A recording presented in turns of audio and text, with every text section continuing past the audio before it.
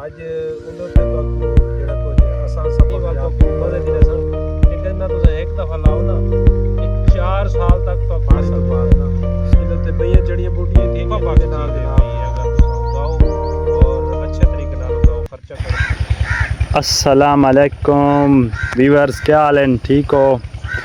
जिवें कि तुम जानते हुए मुल्तान की मिठास चैनल है साडा ते अज असां एक भाई नवा वीडियो घंटे आए हैं ते अज मलिक साहब फिर वहने मलिक कैसर साहब फिर कि भाई केड़ी अज मुल्तान की मिठास घंटे आए हैं, क्या फसल क्या चीज़ अज घंटे आए देते हैं इन्होंने को पुछते हैं इन्होंने को ना इनके बारे जो मालूमात घिनने हैं सारी। हाँ जी साईं जनाब अहमद साहब, क्या हाल है? खैरियत है? ठीक हो? ठीक अल्हम्दुलिल्लाह, तबीयत सेहत ठीक है जनाब? शुक्र है अल्लाह। अच्छा हजूर, मिठास दे उत्ते मिठास दे टॉपिक दे उत्ते अंब दी मिठास दे उत्ते तुहानू मिट्ठी शै मिठा गन्ना रस गन्ने दा रस गंडेरी जनाब इहदे उत्ते गंडेरी चीनी शुगर ये बड़े आइटम इन पे, लेकिन इहदी इब्तदा क्या है, ये कित्थों काम स्टार्ट होंदा है? अज उहदे उत्ते तुहानू जिहड़ा कुछ आसान सबक याद कीता होया तुहानू सबक सुनावन दी कोशिश करे सो थोड़ा जरूर जरूर। ये सर इको आखदा है कमांद सराइकी कमांद आदे उर्दू जी को गन्ना आदे ते मेरे ख्याल है इंग्लिश शुगर केन जी जी याद है ना सही कि भूलो ना था शुगर केन या शुगर गेन है शुगर गेन इन्हें को शुगर हासिल की जाती। अच्छा सर इवें है भाई ये हाली इब्तदाई मरहल दे विच इब्तदाई मरहल इवें हैं भाई ये तकरीबन ना 1 महीने की फसल हो चुकी है, 1 महीने तो कोई ज़्यादा 40 दिन की फसल हो चुकी है।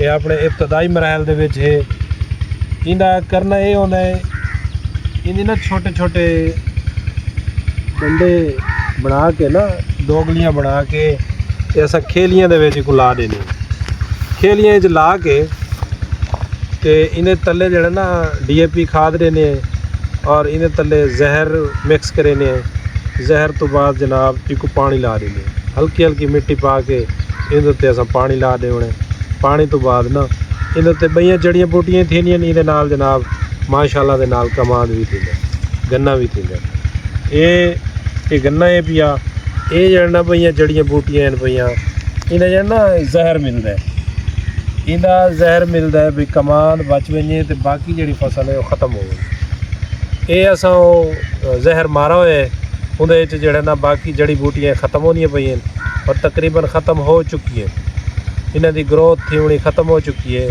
तो साडे गन्ने को जड़ा ना तकवीयत मिलती पई है इको ताकत मिलती पई है एक हुण कुछ जाना थोड़ी असां पानी लेसूँ पानी लावन तो बाद ना वल असां इको गोडी देसूँ एक गोडी का जो मरला उसी गोडी तो बाद ना ये अपनी बढ़ोतरी वाले पासे मजीद स्पीड दे नाल तेज़ी दे नाल इस टाइम जी अच्छी मुनाफा बख्श फसल है तो वो गन्ना है पिया। दोस्तों जेडे फ्लड के इलाके दे तुसां लोग हो ना या जेडे रेतली ज़मीन दे उत्थे जड़े ना तुसां कोशिश करो भाई ये गन्ना ही काश्त करो। अच्छा तुसां दे पहले मतलब मुनाफा बख्श फसल है ना तो एक छोटे लेवल का बंदा इन फसल को अगर उगावना चाहे तो इनकी इन्वेस्टमेंट उनके को क्या चीज़ा होवें, मतलब ज़मीन मुस्ताजरी क्या चीज़ क्या हिसाब? पहले तो ज़मीन होनी चाहिए अपनी ज़मीन नहीं तो ठेके दे उत्ते उन्हें तो बाद ना इनका बीज है पिया बीज तो आपको एकड़ का तकरीबन 40 तो 45 हज़ार का बीज मिल रहा है। ठीक हो गया। बीज तो बाद ना पहले एक बोरी जनाब खाद दी DAP दी 14-15 हज़ार दी गालबन हो ते बाकी कोई इहदा कोई ज़्यादा खर्चा नहीं वाल तो मज़े की दसा ये कहना तुम एक दफ़ा लाओ ना ये 4 साल तक तो फसल देंदा है। ये वाहिद फसल है जी लंबे अरसे तक चलती है।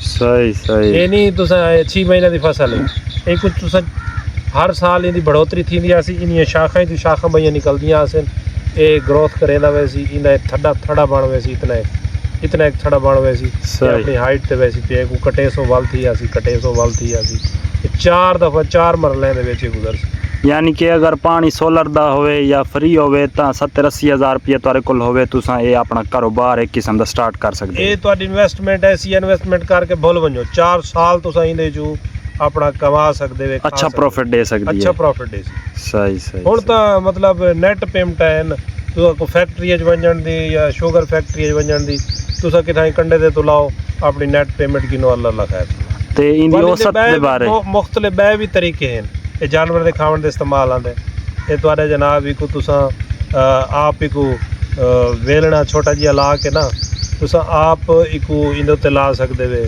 ਗੰਨੇ ਦੇ ਰਸ ਵਾਸਤੇ ਲਾ ਸਕਦੇ ਵੇ ਇਹਦਾ ਗੁੜ ਬਣਵਾ ਸਕਦੇ ਵੇ ਇਹਦੀ ਜਨਾਬ ਤੁਸੀਂ ਸ਼ੱਕਰ ਬਣਵਾ ਸਕਦੇ ਵੇ ਇਹਦੇ ਬੜੇ ਹੀ ਜ਼ਿਆਦਾ ਬਹੁਤ ਜ਼ਿਆਦਾ ਇਹਦੇ ਮਤਲਬ ਕਿ ਜ਼ਰਾਏ ਹਨ ਪਏ ਆਮਦਨ ਦੇ ਇੱਕ ਜ਼ਰੀਆ ਨਹੀਂ ਤੂੰ ਕੋਈ ਇੱਕ ਫੀਲਡ ਇਹਦੀ नहीं मुनासिब लगती पई तो दूजी फील्ड चले वञो तीजी फील्ड चले वञो इन ढेर मराहल आहिनि पे और ये काफ़ी नफ़ा बख्श चीज़ है पई अगर तुसां उगाओ और अच्छे तरीके नाल उगाओ खर्चा करो और इन जो तुसां 4 साल तक इनकम हासिल कर सकते हो। ये 1 एकड़ दी औसत कितनी निकलती है? ये तकरीबन ना 800 तो 1000 मण होनी चाहिए 800 तो 1000 मण।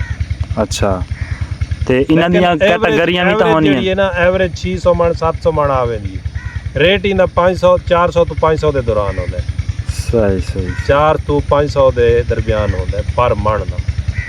ठीक ठीक हाँ बाकी तो आपको जड़ना मजीद इन बइया फसलों की इंफॉर्मेशन वास्ते जड़ा ना तुसा मेरी वीडियो को देखो लाइक करो सब्सक्राइब करो शेयर करो इन ते कमेंट्स बॉक्स अपना दसो तुसा केड़ी फसल के उत्ते वीडियो तो इंफॉर्मेशन चाहिए जेड़ा कुछ साकू याद है अस तो दसेसूँ। मेहरबानी शुक्रिया। अस्सलाम वालेकुम।